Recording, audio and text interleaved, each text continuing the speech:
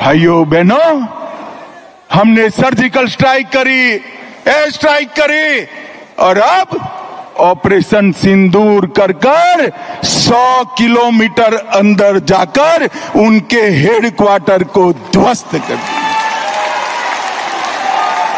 सैकड़ों आतंकवादी मौत के घाट उतार दिए गए और दीदी के पेट में दर्द होता है।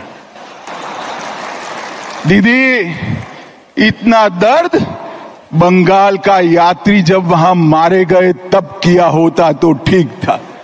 उस वक्त कुछ नहीं बोला और मोदी जी ऑपरेशन सिंदूर कर यहां आए तो एक घटिया सा राजनीतिक बयान देकर ऑपरेशन सिंदूर का विरोध किया।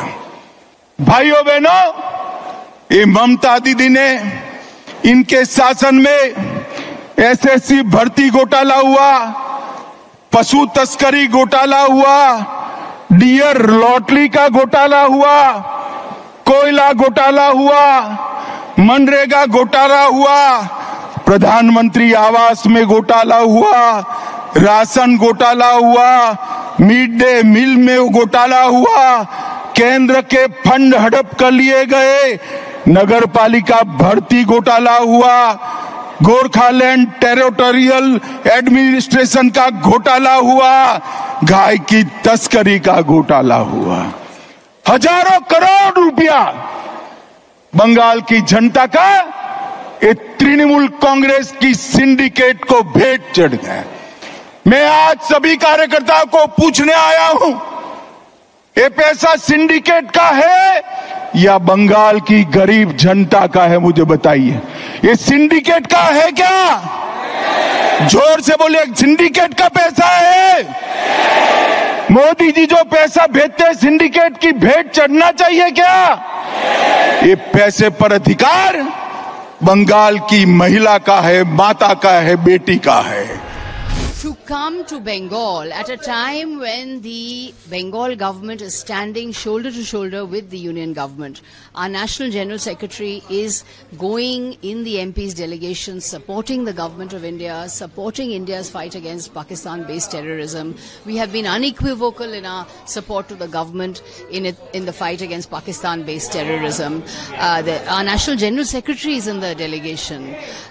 We have consistently voiced our support for the government of India, for the sovereignty of India. We're standing shoulder to shoulder with the armed forces. We have held rallies in support of the armed forces. At a time like this, for the Union Home Minister to come to Bengal and speak in this cheap language and do this cheap kind of politics and level these kind of personalized, cheap allegations against the Chief Minister does not behove the status of the Home Minister of the country. This was a post occupied by Sardar Patel.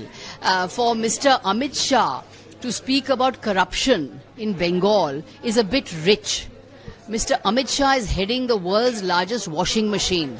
All the big corrupt leaders are going to BJP and being washed in the washing machine, and they're all becoming part of the BJP. In Maharashtra, I won't name any names, they've called people the most corrupt leaders, the most corrupt, so-and-so's most corrupt, X is most corrupt, and those leaders have gone to the BJP and been washed in the washing machine. How does the BJP have so much money today? How is the BJP building offices which are like 5-star hotels? How is the BJP spending so much money in elections? Will Mr. Amit Shah tell us what is the source of his election funding? Who are his election funders? Mr. Amit Shah does not have a leg to stand on when it comes to corruption. He's heading the world's largest washing machine. There is not a chance of that happening because Mr. Amit Shah knows the BJP has nothing to show for itself in terms of achievement. It is an anti-woman party. It is an anti-development party. It only practices divisive politics, divide and rule, Hindu and Muslim divide, state, non-BJP state, BJP state divide, Bengal versus center divide.